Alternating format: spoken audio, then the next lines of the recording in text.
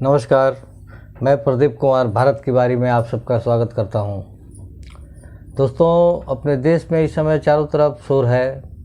भ्रष्टाचार के खिलाफ कार्रवाई चल रही है। बहुत तेज़ गति से एक प्रकार से इसको कहा जाए कि कार्रवाई चल रही है, लेकिन चारों तरफ बौखलाहट है। कोई विदेश में जाकर के अपनी बात कह रहा है कि हमारे शासन को कैसे स्थापित करने में कोई यूरोप से अमेरिका से मदद मांग रहा है। तो कोई कह रहा है कि भाई हमारे परिवार को टारगेट किया जा रहा है।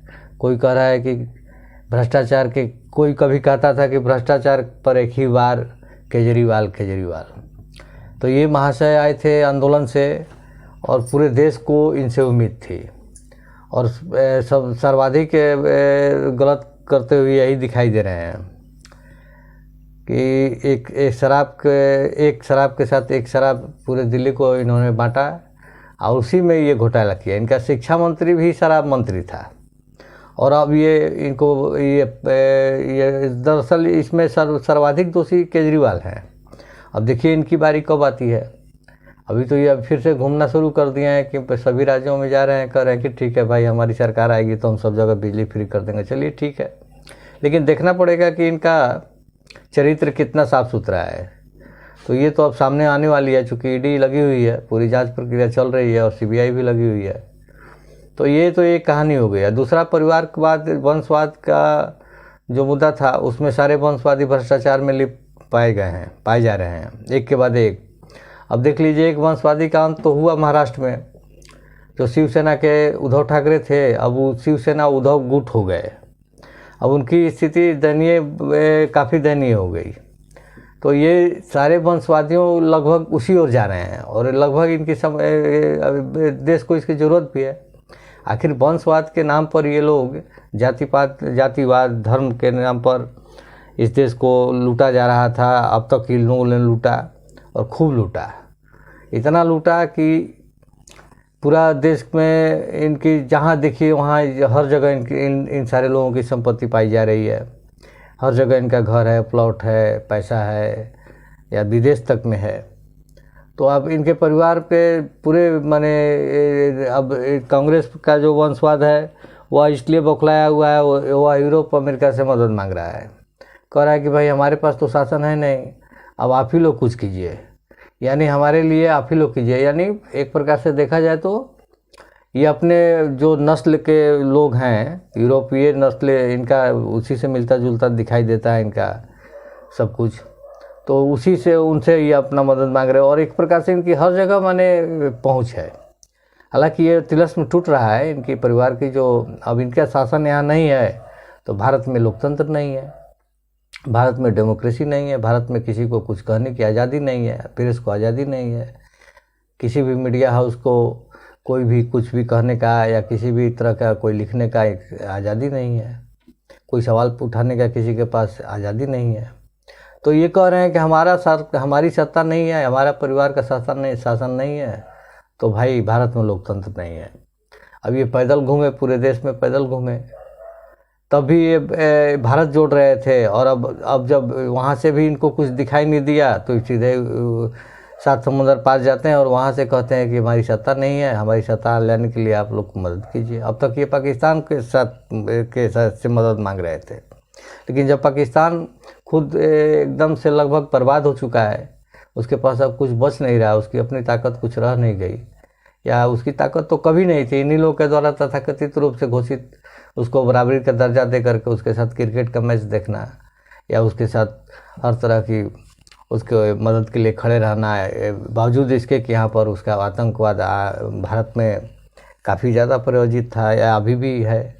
बहुत सारे जगह बम विस्फोट होते थे, वह सब बंद हो गए हैं। पाकिस्तान की स्थिति, माली स्थिति जर्जर हो चुकी है। तो अब ये पाकिस्तान का नाम नहीं ले रहे हैं, अब ये ले रहे हैं यूरोप और अमेरिका का। तो इन सब को दरअसल एक ही शिकायत है कि इनकी बारी दिखाई दे रही है कि हमारी बारी आज नहीं तो कल, बहुत जल्द इनकी जेल जाने की स्थिति बन रही है, और इनका अंत नज़र आ रहा है, राजनीतिक अंत नज़र आ रहा है, और देर सवेर होगा ही। क्योंकि देश की जनता भी अब समझ रही है, पहले वाली बात नहीं रह गई। सभी लोग अपनी वोट के अधिकार को समझ रहे हैं और अपनी पहचान को एक भारतीय के रूप में देखना पसंद कर रहे हैं। जात पात से ऊपर भी उठे हैं। तभी तो देश में एक बहुत 30-32 साल के बाद किसी को बहुमत मिला, और बहुमत की सरकार आज 10 साल से 9 साल से देश में चल रही है।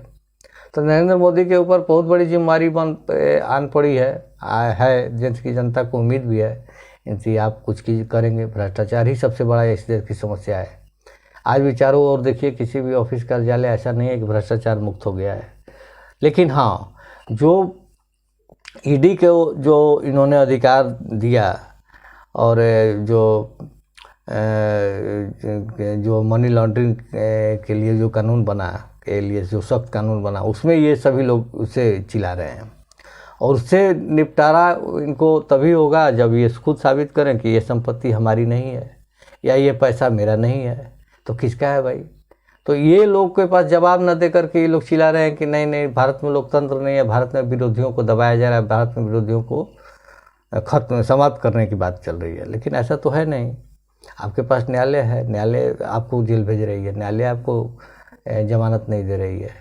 तो ये स्थिति देर सवेर इनकी पोल खुलने वाली है इन सारे लोगों की।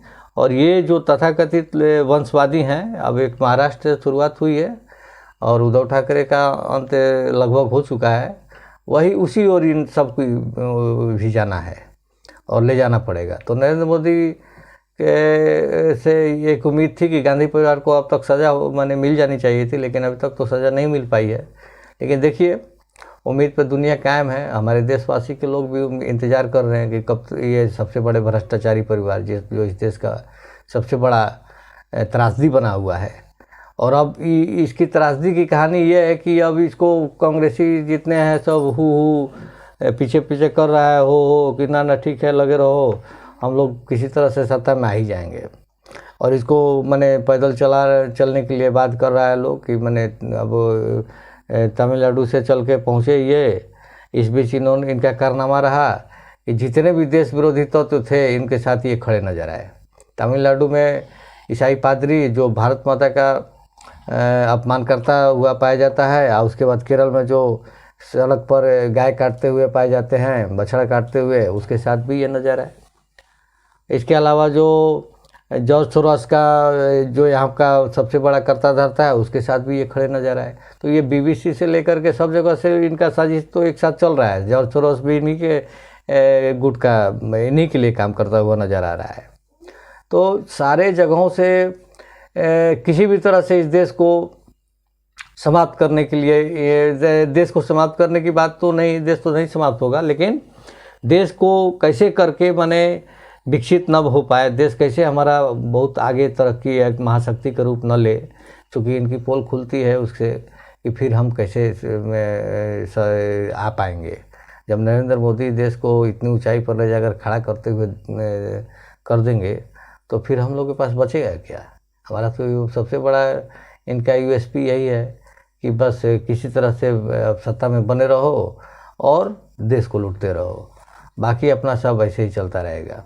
तो अभी इनकी पकड़ है बहुत सारे संस्थानों के ऊपर, या बहुत सारे बात करते हैं ये आरएसएस की, कि आरएसएस सबसे बड़ा इस देश का दुश्मन है, सबसे बड़ा आरएसएस आतंकी संगठन है, आरएसएस ऐसा है, आरएसएस वैसा है, फासिस्ट है। लेकिन एक चीज़ जान लीजिए कि आरएसएस का जो देशभक्ति है, जो आरएसएस कभी भी देश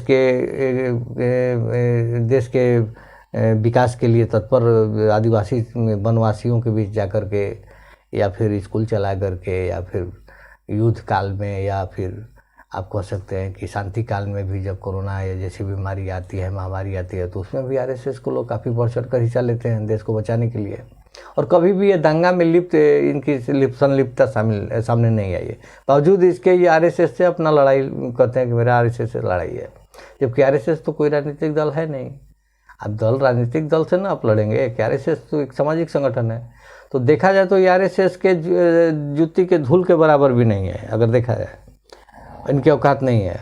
लेकिन इनके पास और कुछ बचता नहीं है, बस गाली देते रहो, हिंदुओं को गाली दो, आरएसएस को गाली दो, या फिर हिंदू देवी देवताओं का अपमान करो। तो ये इनका चरित्र रहा है। तब है कि भ्रष्टाचार के खिलाफ जो लड़ाई है वह दिखाई दे रही है कि न सरकार तत्पर है या फिर एजेंसियां, जांच एजेंसियों को अधिकार मिला है, खुली छूट मिली है, तब त्राहिमाम मचा हुआ है। और बड़े बड़े भ्रष्टाचारी जो परिवारवाद स्थापित करके एकदम से पूरी तरह से लूट में चारों तरफ से हाहाकार मचाए हुए थे, उनके खिलाफ कार्रवाई शुरू हो चुकी है। अब देखना है कि यह परिणाम कहाँ तक जाता है और कितने लोगों को सज़ा मिल पाती है। यह बहुत बड़ी बात होगी। यह हमारे देश की सबसे बड़ी आवश्यकता है। भ्रष्टाचार के ऊपर सबसे बड़ा कार्रवाई, बड़ी बार की ज़रूरत है। आज के लिए इतना ही। नमस्कार।